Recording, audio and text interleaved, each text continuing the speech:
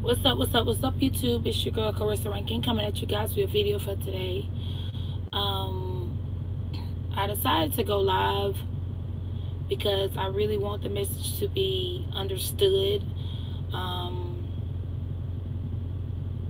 And I don't know. I really want the message to be understood. Um, I'll give it a moment before people can come on, but press subscribe to the Rankins World channel. The Rankins World channel give you so much stuff. Hey Dre. The Rankins World channel educate. We have fun. We goof off. We do a lot of things on this channel, but I want this message to kind of travel because I really want to find out how this family is doing. Hey everybody, Brandy, Candace, Latoya, Brandon, Trucker Johnson. Hey everybody. So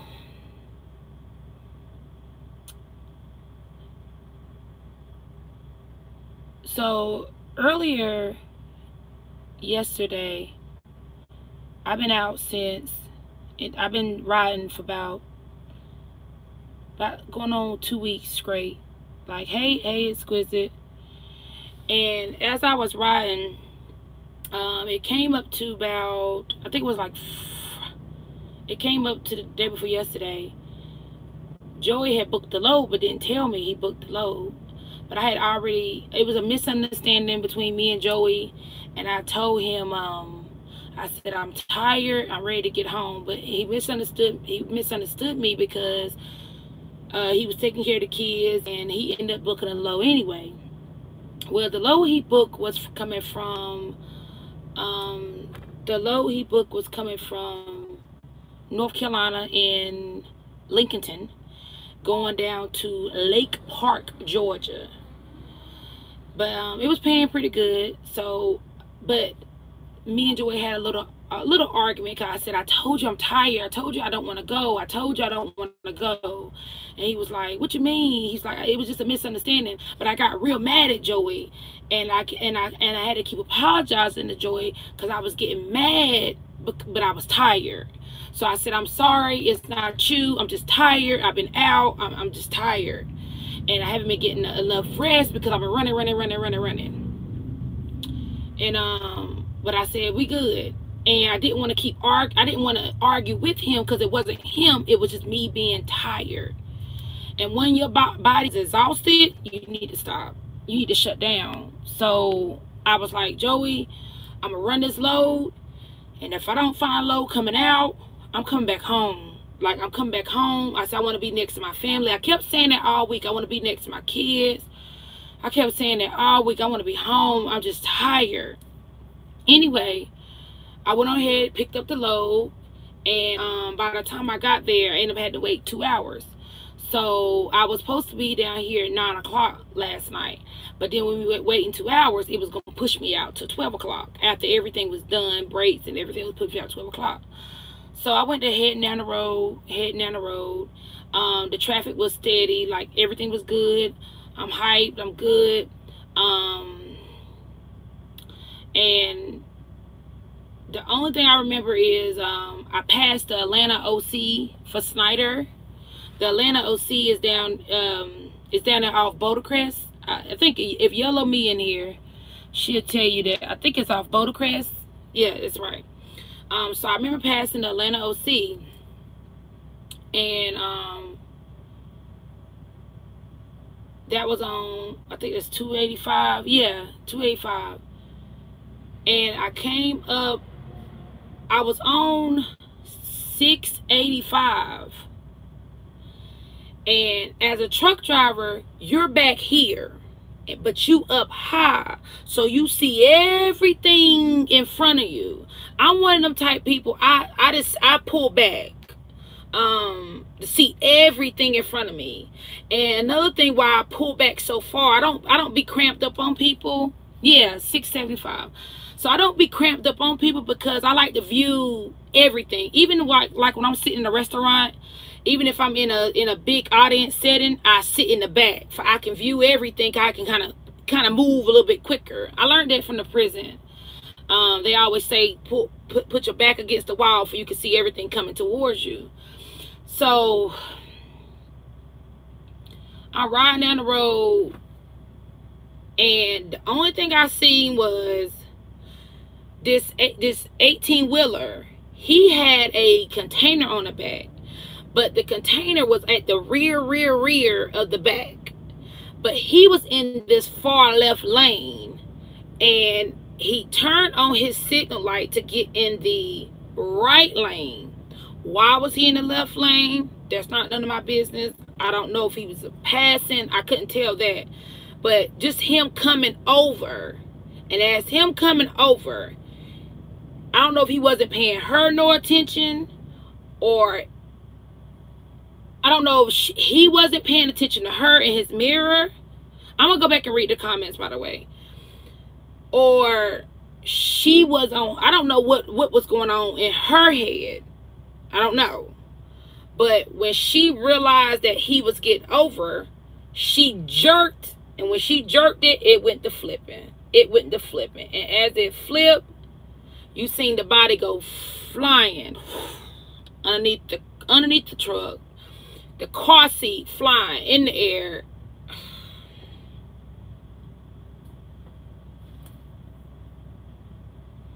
The car just flipping, and it went like it skid all the way into the woods. And when by the time so all of us is just like back here, but we trying to react down to slow it down, but we witnessing everything in front of us. Like, see that baby car seat come out of that car.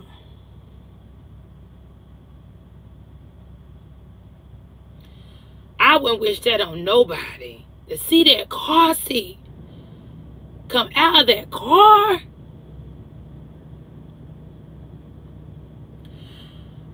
Oh, Lord. Do you hear me? To see that body, as soon as that body hit, boom, it hit the ground, and you can see the blood shattered. Oh, you see the blood shatter from her brain all the way under the truck. It just went just like this.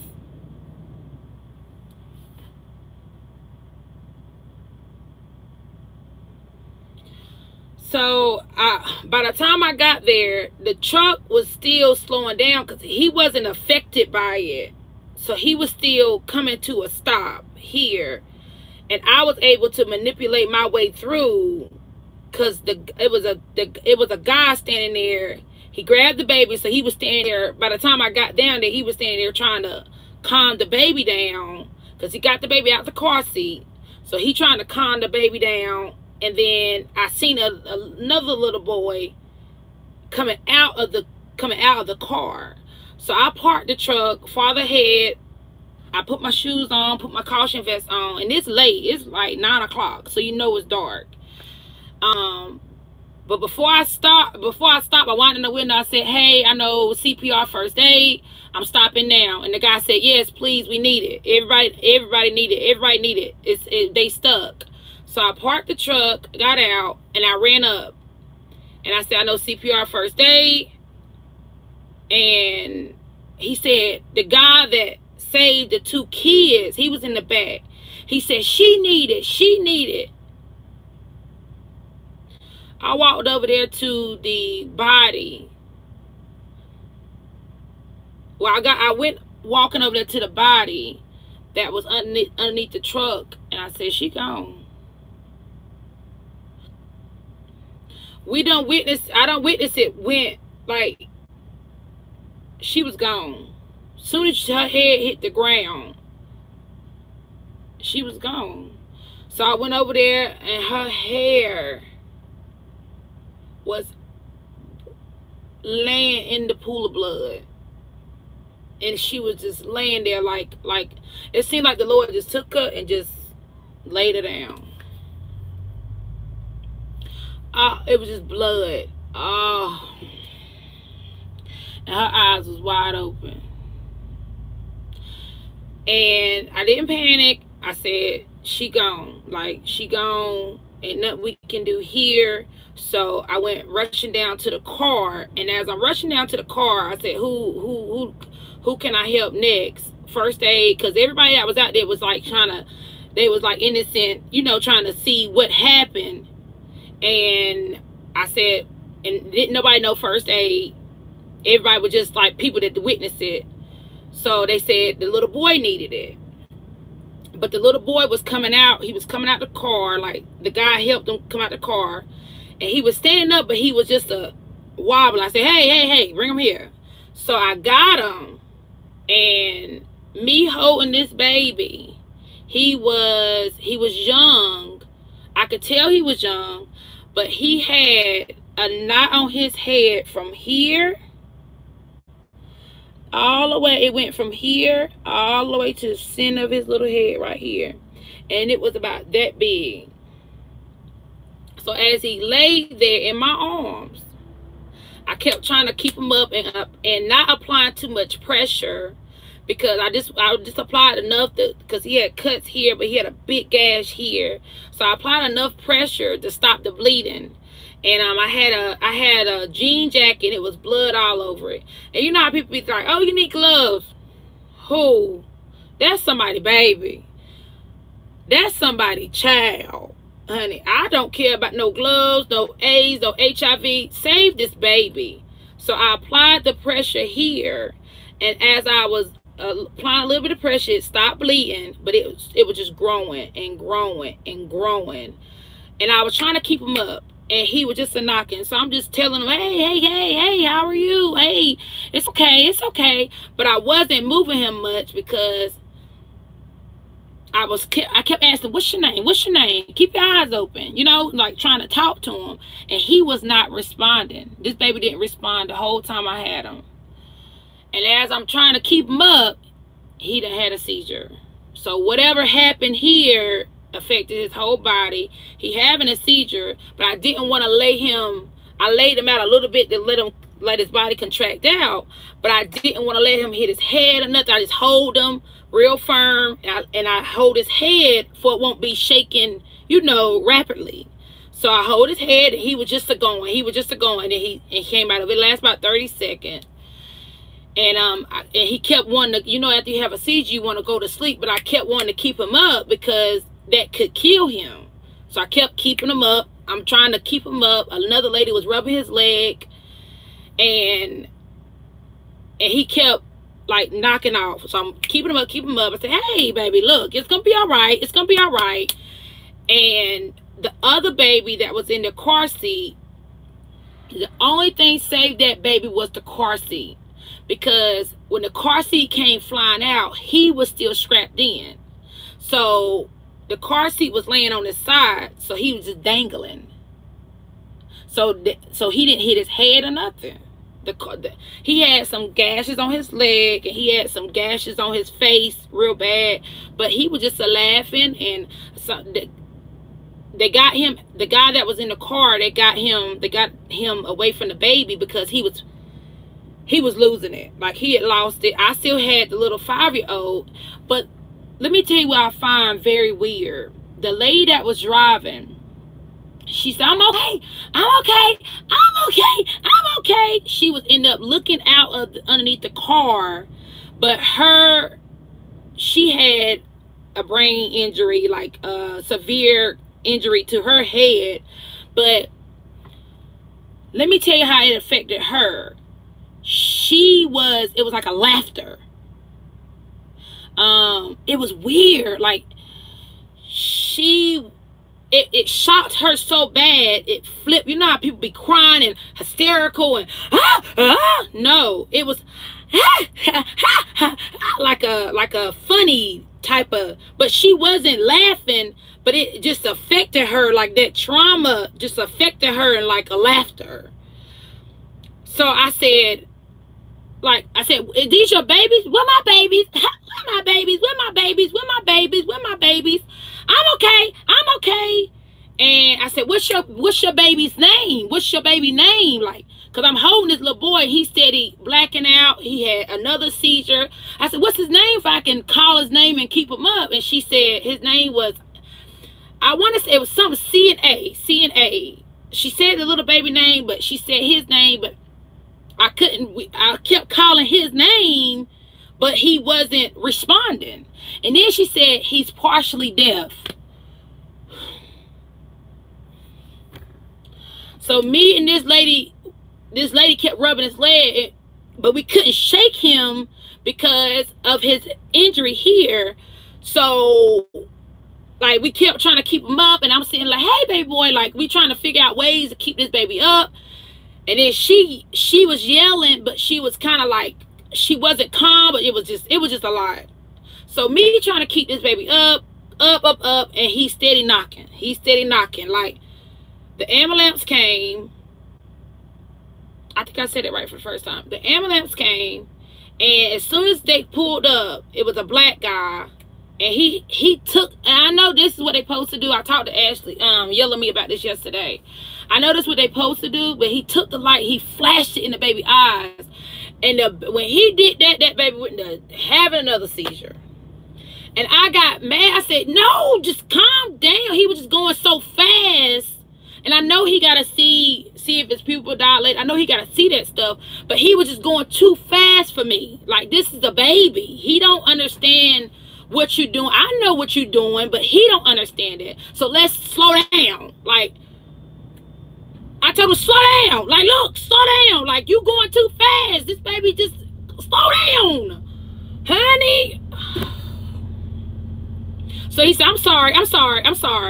So I said, we'll go slow. So I took the cover and I covered his eyes. And then, I covered his eyes, and then he checked the head, and he was like, oh my God, it looks so bad. And I guess it looked even worse because it was a little boy. He was 5 years old. So I guess that made it look worse. But as the ambulance, I forgot to tell y'all this, but as the ambulance was coming down, he had another seizure because the trigger from that noise. But he was falling asleep in my arms because I was making him comfortable, but I wasn't trying to make him too comfortable for he won't die or like for he won't pass out. So he knew he was all right, but he was trying to get comfortable, but then he was trying to live too. Because your body immediate reaction is something happened, it's going to try to save itself. So it was saving itself, but he was getting so comfortable. And I knew if I would have held that baby like I wanted to hold that baby to relax him, he would have got relaxed enough that he could have possibly died, because it was just, he went through so much. And they immediately grabbed him. They put him in the back, and they took him, and the lady was still stuck. So when they got him out my arms, the guy that was in the front seat, the top of the car went through him. So the car was flipped. So the top of the car went like punctured him. So you couldn't do nothing to him. He was already dead. When I walked down there, he was already dead. So you couldn't perform CPR on him. And as I'm figuring out, like, what can I do? The guy who saved the kids, he was screaming. It was just a scream that I would never, like a horror movie. It was like a piercing, like he was just screaming. You could see his veins in his neck, and he was grabbing, like he was grabbing for that dead body, and people didn't know how to react to him. People didn't know how to react to him because he was just losing it. So I feel like the Lord put me there for a reason, because so many people would keep going, but I stopped, and I went to him. I said, hey, look, you gotta get together. You just saved 3 lives, yourself and them kids. You gotta get together. I said, she gone. It's no, you can't help her. It's her time to go. And I hold them and I'm rocking them, and I just kept yelling glory, like glory, because I can handle the death. But this man was just, he kept trying to reach to grab, and he kept grabbing. You can feel him trying to grab to save, but it's nothing you can do. So I kept holding him, and I put him on my chest, and I hold him, and I put him on my chest and say, it's okay. It's okay. Everybody got a time to go. Everybody got a time to go. You don't know how they're going to go. I said, she peaceful. Because the Lord just politely, you can see her coming out the car, and he just laid her down. I said, everybody got a time to go. You don't know when your time going to be here. I said, but you saved them 2 babies' life and your own. And he said that the guy in the front seat, he haven't seen him in a while. So he said they were just riding. So I said, tell me what's going on. What's your name? And he told me his name. I said, well, tell me, like trying to get his mind calm, you know? And I said, calm down. Look, come on, talk to me. I said, you a hero right now. You a man. You the strongest person out here. Talk to me. And he said, and he told me what happened, and of course we seen it, and he was just telling me what happened. He said the guy in the front seat, he haven't seen him in a while. So he was like, I ride with y'all. And he was like, hey, look, you go in the front seat and I go in the back and watch the kids. And he was like, he shouldn't have went in the front seat. I said, look, because you can't control that. I said, it's their time. Everybody got a time to go. Everybody got a time. Everybody got a purpose. I said, your purpose that the Lord put to you was to take care of them babies. You got them babies out that car. You did as much as you could. You done did all you can do. And I kept trying to get him from looking at that body. I said, it was her time. That's it. You gotta calm down. And he as I was talking to him, and he broke out, he'll come back. He'll calm back down. He broke out, he'd come, and I kept holding him, and he had a shirt on that said, happy birthday. He had 2 beautiful little twins on the front, beautiful little girls. And I said, hey, who is that on your shirt? And he said, those are my twin baby girls. I said, it ain't your time to go. That's why you here. I said, you saved them 2 kids like those were your twin kids. Like those were your girls. I said, it ain't your time. It wasn't your time. Your purpose was to ride and save them babies. I said, everybody got their time written down in the books. And you gonna be all right. I said, you about to go through a world of pain. Once this all over and everything calmed down, you gonna go through a world of pain. Funerals and flowers and crying, and you gotta do statements after statements. But I said, you gonna be strong. You don't have a choice but to be strong. You the only man that survived this accident. You are a black man. You got to be strong. You're going to remember this day forever. But you got to be a strong black man to sit there and tell somebody else's story. And as I was talking to him, he calmed down. He calmed down. He calmed down. He calmed down. And he was mad. He was real mad. And the point of me saying this is, they ended up taking him. He had to go to the hospital because he just had a couple scratches on his arm. The point of me saying this is, you never know when it's your time to go. You never know when it's your time. You never know when it's somebody else's time. The only thing you can do is control the issue at hand. You got to stay calm. Because if that boy would have lost it, he could have, like Yellow Meat we was talking, he could have ran out in traffic. He could have committed suicide. Like, you never know when he had a knife on him. So much stuff could happen. So you got to be ready for everything. Not counting that the driver of the truck had to step over the dead body to get out. So you got to be aware of everything around you when you pull up on the scene. But as a truck driver, you got to drive for every last car on the road. Every last car. You cannot make one turn, move 1 inch without driving for somebody else. You got to make every move as in it's your most critical move when you drive an 18-wheeler. There's no way around it. Every move, it got to be with grace and mercy. Because you don't know what nobody else is going through. It could be an argument in their car. Somebody could be drinking. Somebody could be getting high. You never know what somebody else is going through. The only thing you know is you control what you got going on. So you got to drive for it. You got to see everything around you. So I always tell people, driving trucks is just like living life. You got to pay attention to everything around you for you can know how to react. No sudden movements. You got to take your time and pay attention. Just like in life. When I got out, I knew what I was getting myself into. So would I get out hollering, screaming, hold on, hold on, hold on? No. I knew what I was getting myself into as soon as I started driving trucks. So when I pulled that truck over, I knew what I was getting myself into. You never know what somebody going through. So you got to go calm. You can't react to every single last thing that get thrown in front of you. And I reacted good yesterday. I always ask myself, why did I go to school to get my CNA? I got my CNA because I never know when you're going to use it. I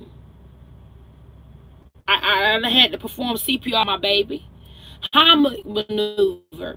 I done had to perform first aid now. I done witnessed many of death being a CNA, but you never know when I was going to use it.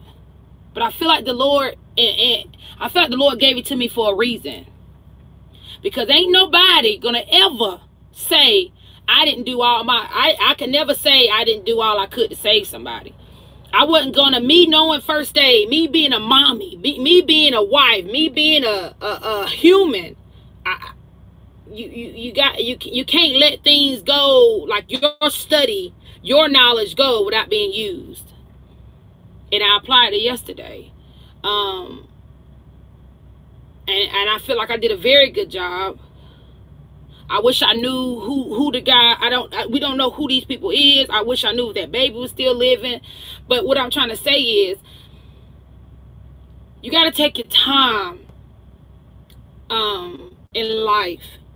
And you got to cherish people. Because you never know when it's going to be your last. Me and Joey argue, not really argue, but we got into it because I didn't want to go on the road. But what if that would have been my last time talking to him? What if that would have been my last time seeing my boys before I left that house and I'm arguing over I don't want to be on the road, I'm tired? What if that was my last time? You gotta live every waking moment like it's not going to be your last. You gotta live your life to the absolute fullest. Them two people that lost their lives, they were just riding somewhere, and it was their time. But what if they would have had an argument with somebody here, somebody there, a fist fight here, before they got in that car and they died? You never know when it's your time to go. I never witnessed, I don't witness many of things, but I never witnessed something so traumatic in my life. I'm a strong black woman, and I'm very strong, but I have a heart of gold, and I was not going to let that baby go.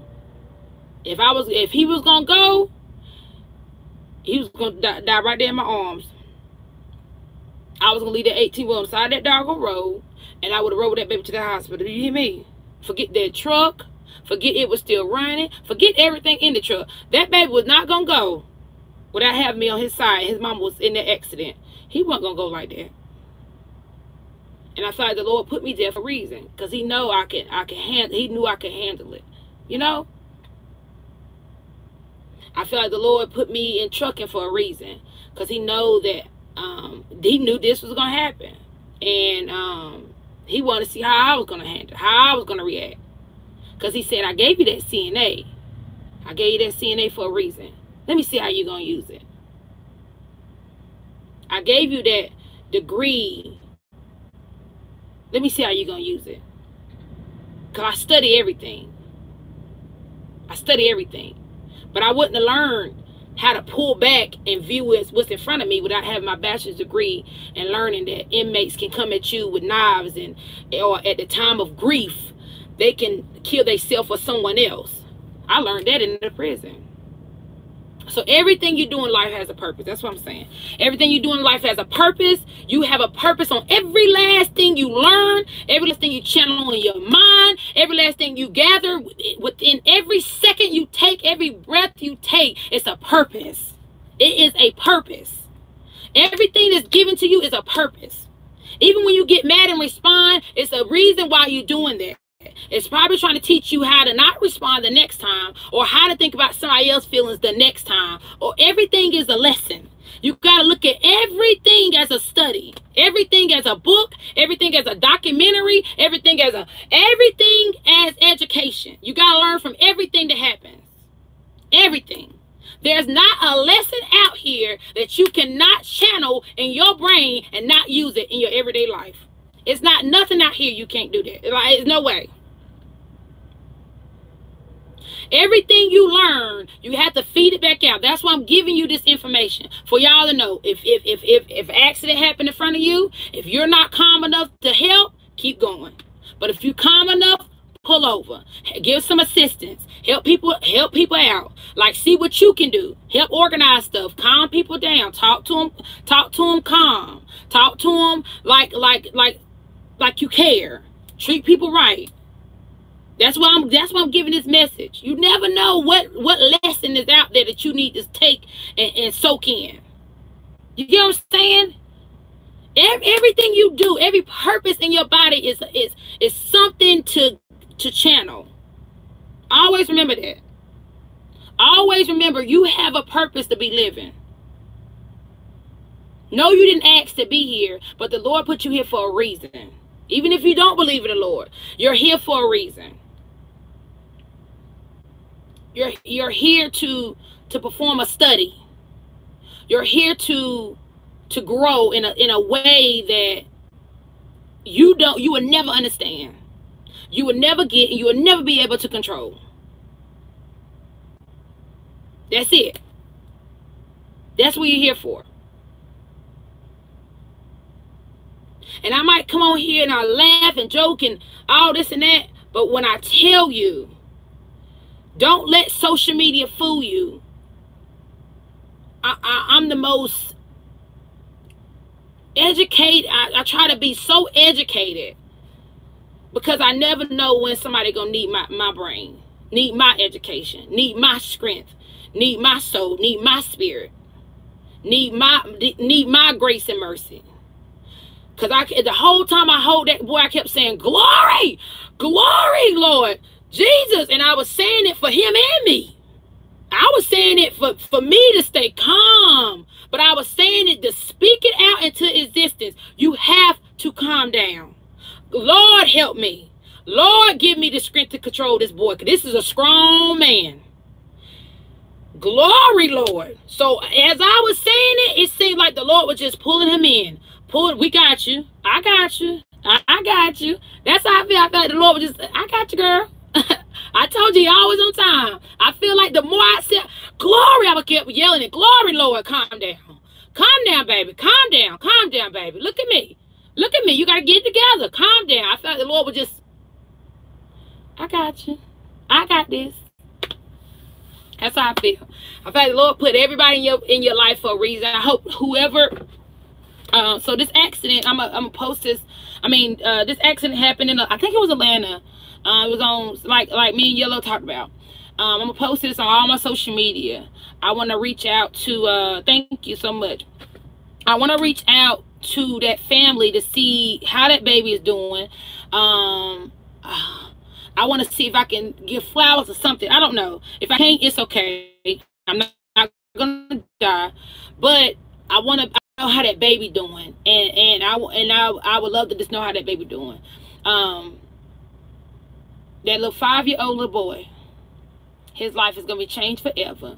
And I don't know, he can have a traumatic brain that I don't know, but I want to know how he's doing. So I hope this message can get out there to him. I hope this message can travel and let other people be aware when you're driving these trucks, it's not a game. Pay attention. Get out them phones. Even in the cars, get off them phones. I see it every day on them phones. People on them phones. People are swerving all over the road. Just be careful. I feel like I'm doing pretty good. I feel like I gave this message pretty good, and y'all just keep me in your prayers. Keep me in your prayers, because I know I'm a strong black woman. I know I'm a mother. I know I'm a wife. But sometimes we need prayer too. We need prayer. People like me that got a voice that and can tell people like stories and tell people how I'm feeling. We need prayer too, because people that got big hearts and stuff like that, we need prayer too, because it takes a lot. It takes a person, let me say this and I'm gonna let y'all go. A person with a personality like mine, with a voice like mine, with a mouth like mine, with a mind like mine, it takes a lot. Every day is a struggle, because you react so strong and so passionate, and you care, and you try to give everybody your all. Even when they do you wrong, you give them your all. You forgive them, and you try to forgive them, but sometimes it's in you like, no, I don't want to let that go. I'm mad, but you gotta let stuff go, because you don't want to hold stuff on, because that might be the last time that person live, and then you sit here in your mind, you shooting them dead and mad at them, but that person is going through something here, so that's why they responding and acting the way they responding. So a person like me, you gotta pray for, because no matter what, I will still give somebody my heart, my soul, the last breath of my body. I would try my best to make sure somebody else good. And I was not leaving until I seen that baby go to the back of the ambulance. I was not leaving until that boy calmed down. I was not going to leave. I was not going to take another step. That truck would have been late. That load would have never made it there if that boy was still hooping and hollering. No. He was 25 years old. I wasn't gonna leave him. No. Not without him having him knowing somebody had his back. And he calmed down enough. I just want to give him calm down enough. I wasn't gonna leave him. So somebody with a voice like me, or somebody with that personality like me, it takes a lot. We go through a lot, because you never know who's gonna need you. And you never know who's going to hear this story and need to hear this story, because they don't know how to react to grief. They don't know how to react to traumatic problems. I really hope y'all like this video. It's your girl, Carissa Rankin. Don't forget to give me a thumbs up, like, and subscribe. I always go back and watch all my videos. I always go back and read all my comments. But if you know about the accident that happened in Georgia, it was on 4/5/19 in Atlanta, Georgia. I think it was Highway 675. If you know, please inbox or say anything below. Reach out to the family. I will give you my information to reach out to that